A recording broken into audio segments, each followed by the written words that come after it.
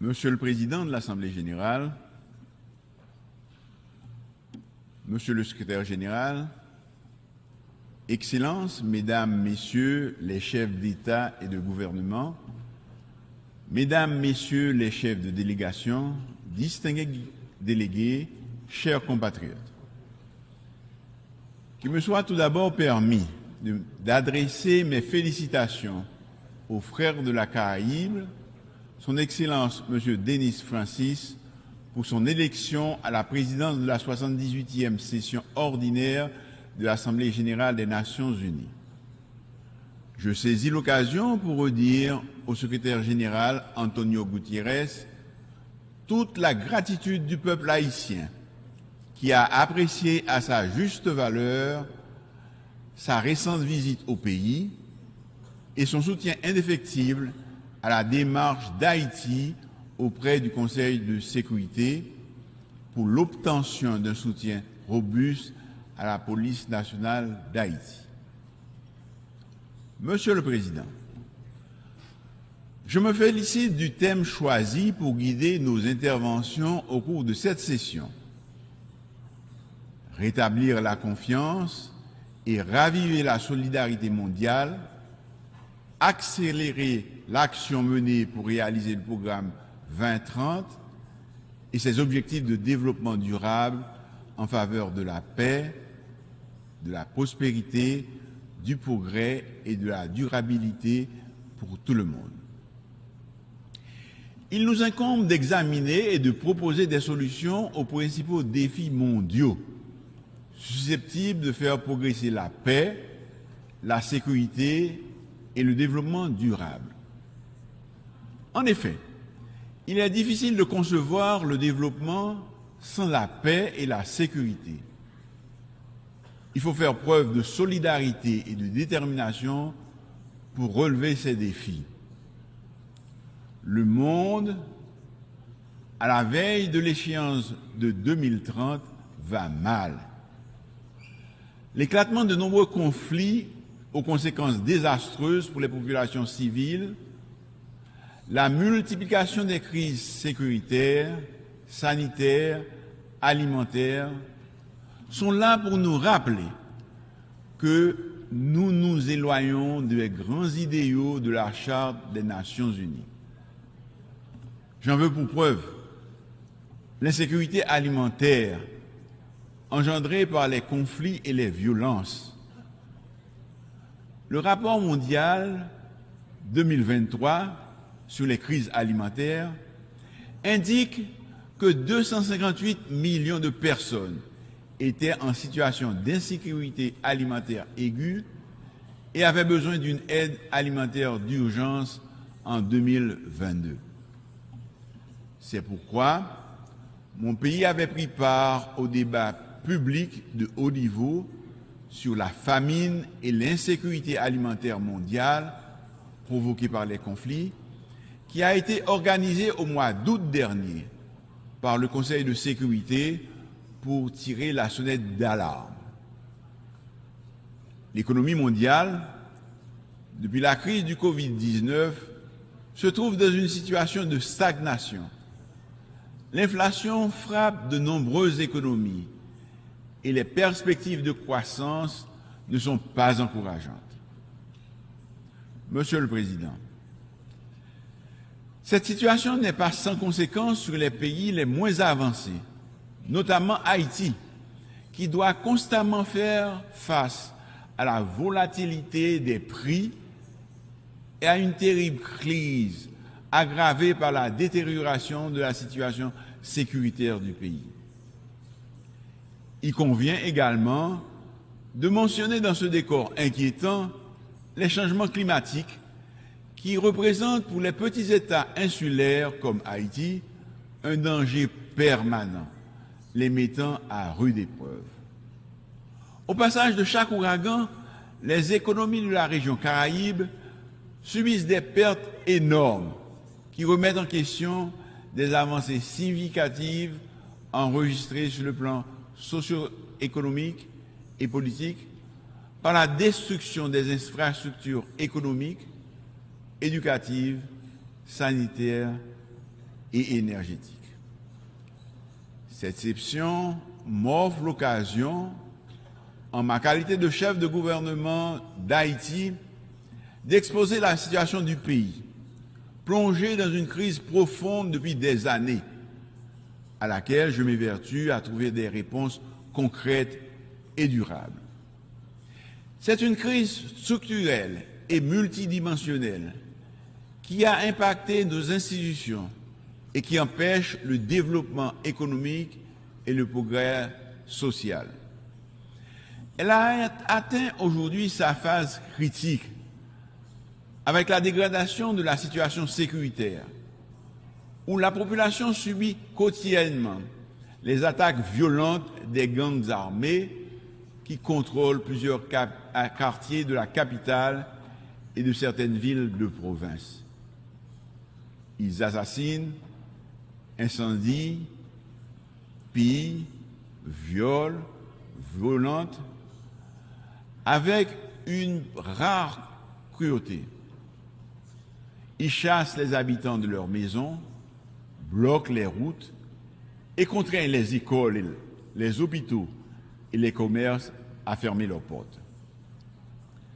La détérioration de la situation sécuritaire ces dernières semaines a engendré une nouvelle crise humanitaire avec des déplacés qui occupent de façon spontanée plusieurs sites pour échapper à la violence des gangs. Plus de 25 écoles de la capitale sont investies par des déplacés internes, estimés à plus de 16 500.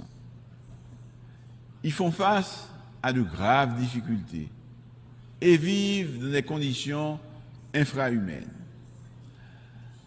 La menace sanitaire est aussi présente avec des cas de choléra signalés dans certains sites, ce qui augmente le risque de transmission et pose un vrai problème de santé publique pour la population. Les abus, les violations systématiques des droits de l'homme causées par la violence des gangs compromettent la paix, la stabilité et la sécurité du pays et de la région. Les enlèvements contre rançon, les pillages, les incendies, les récents massacres, la violence sexuelle et sexiste, le trafic d'organes, la traite des personnes, les homicides, les exécutions extrajudiciaires, le recrutement d'enfants soldats, les blocages des routes principales constituent une liste non exhaustive des crimes perpétrés par les gangs armés. Il en résulte de graves conséquences telles que la mauvaise performance de l'économie qui a enregistré 5 années de contraction avec un taux de croissance négatif et une inflation élevée de près de 40%.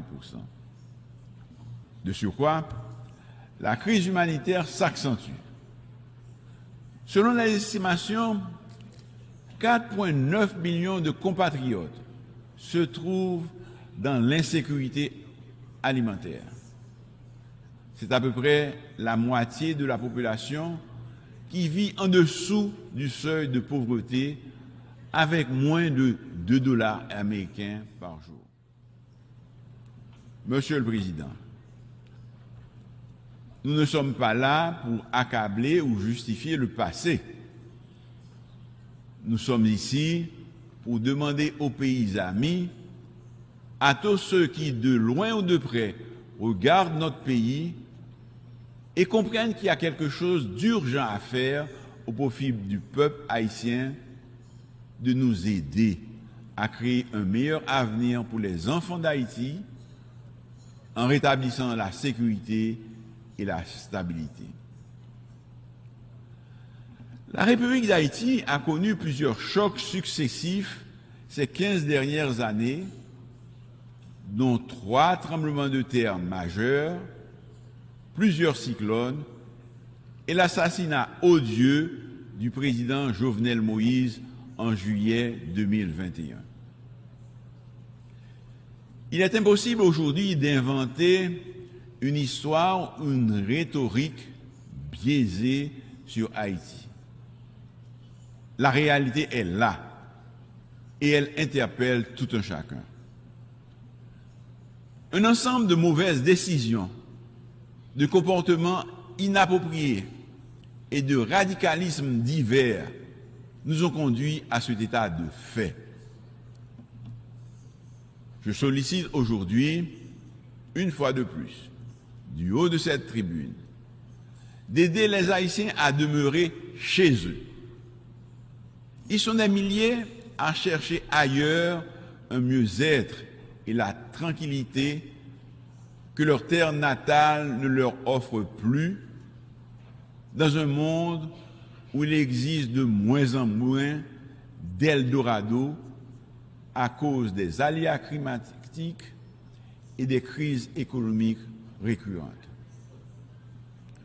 Je réitère au nom du peuple haïtien et du gouvernement que je dirige la demande de nous prêter main forte pour encadrer la police nationale d'Haïti pour qu'elle puisse répondre réellement aux défis qui s'imposent à elle et à sa mission de protéger les vies et les biens et de servir.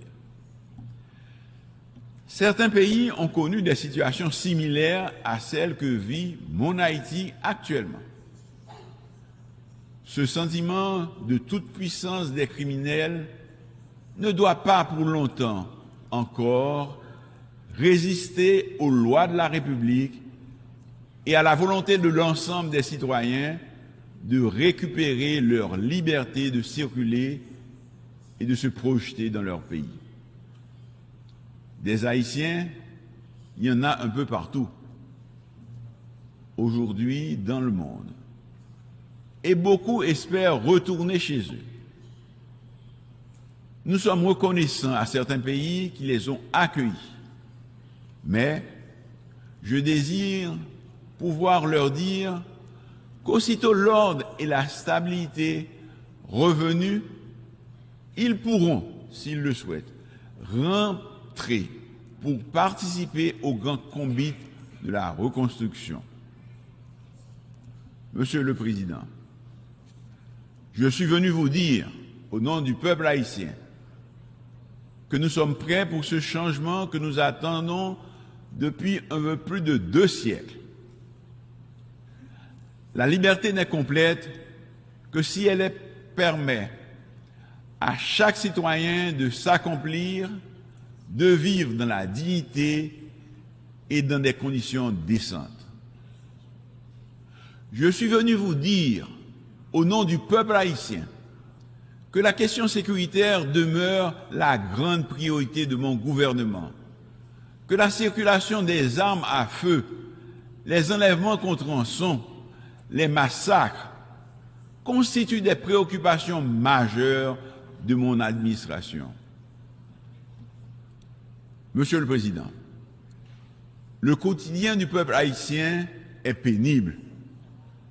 C'est pourquoi le Conseil de sécurité, qui dispose du pouvoir et de la compétence nécessaires en vertu du chapitre 7 de la Charte, doit agir en urgence en autorisant le déploiement d'une mission multinationale de soutien à la sécurité à composante policière et militaire pour aider la police nationale d'Haïti à combattre les gangs et rétablir l'ordre. L'emploi de la force comme première étape demeure indispensable pour créer un environnement propice au bon fonctionnement de l'État.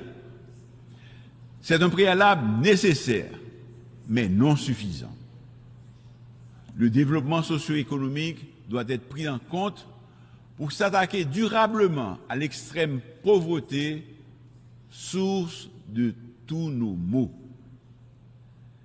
Les inégalités sociales et la très mauvaise répartition de la richesse nationale ont creusé un écart énorme entre les masses populaires nécessiteuses et la minorité possédant qui contrôle 90% des richesses du pays.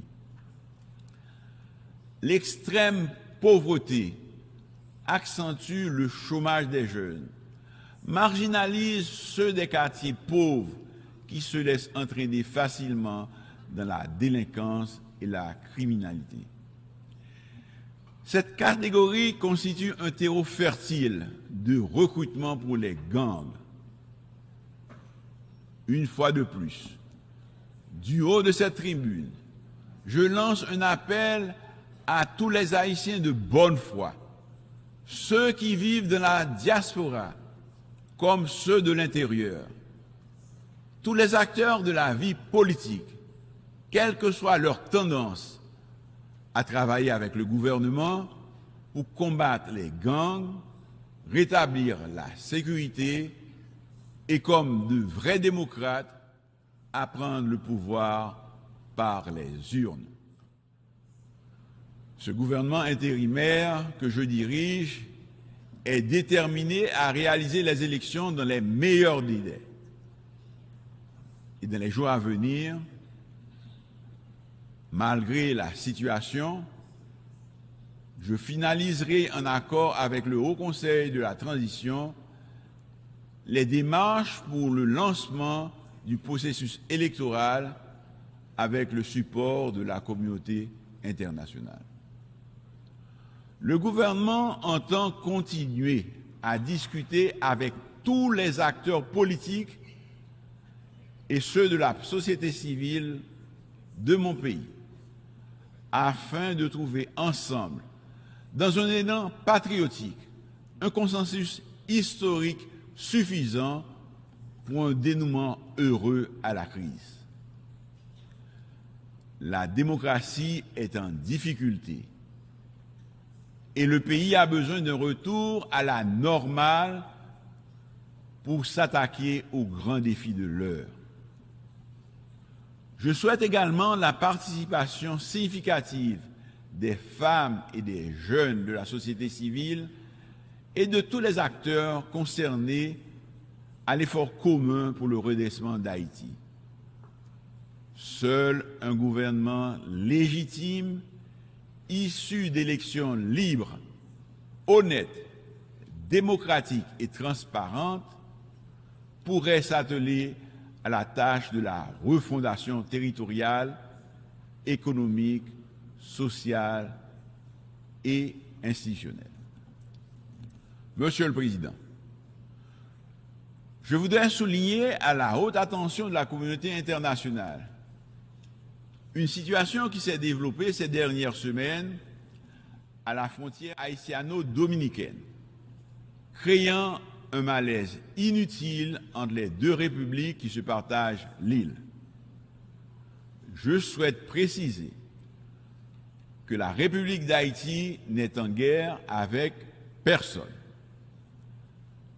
Les Haïtiens sont un peuple généreux et solidaire qui croit au dialogue et à la possibilité de partager équitablement des ressources communes sans heurts et dans le respect mutuel.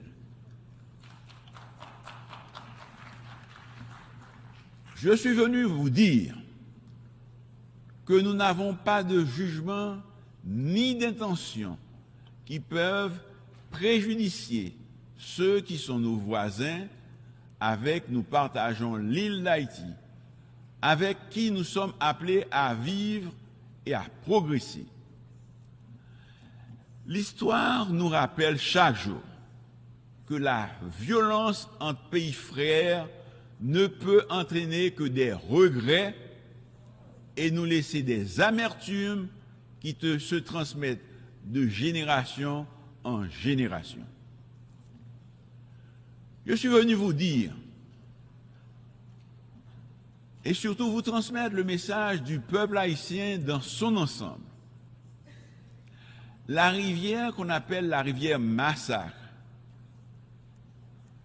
une trop grande scène de friction historique et actuelle entre la République d'Haïti et la République dominicaine nous invitent à faire nôtre et à faire de notre mieux pour ne pas réveiller les vieux démons, ressusciter d'anciennes blessures, ni en causer d'autres. Haïti réaffirme son droit souverain du peuple haïtien d'utiliser les ressources hydriques binationales comme le fait la République dominicaine et revendique une répartition équitable des eaux de cette rivière. Le peuple haïtien choisit la voie du dialogue et de la négociation pour régler pacifiquement le différend dans le respect des instruments juridiques internationaux déjà signés de bonne foi entre les deux États en 1929 et en 2021. Monsieur le Président, avant de conclure, je saisis l'occasion pour saluer les pays frères et amis ainsi que les organisations internationales pour leur engagement et leur expression de solidarité envers Haïti, notamment le Kenya, qui accueille positivement l'idée d'assumer le leadership de la mission multinationale de soutien à la sécurité et qui a déjà effectué en août dernier une mission d'évaluation dans le pays. Nous remercions aussi le CARICOM et les éminentes personnes. Monsieur le Président, Excellences, Mesdames, Messieurs, dans l'histoire, Haïti représente une figure emblématique de liberté et de solidarité. Haïti a toujours répondu présent pour venir en aide à des peuples frères dans leur lutte légitime pour la liberté et l'autodétermination, et ceci au sein même de l'ONU. La République d'Haïti s'est identifiée aux valeurs universelles pour laquelle elle s'est battue au XVIIIe et au XIXe siècle. En dépit d'indicibles souffrances et de sa détresse, l'espoir continue d'habiter le peuple haïtien qui poursuit sa quête d'un avenir meilleur dans la dignité. Le peuple haïtien, de la même manière qu'il a étonné le monde en 1804, changeant radicalement son statut d'esclave en homme libre, peut encore et veut redessiner son destin.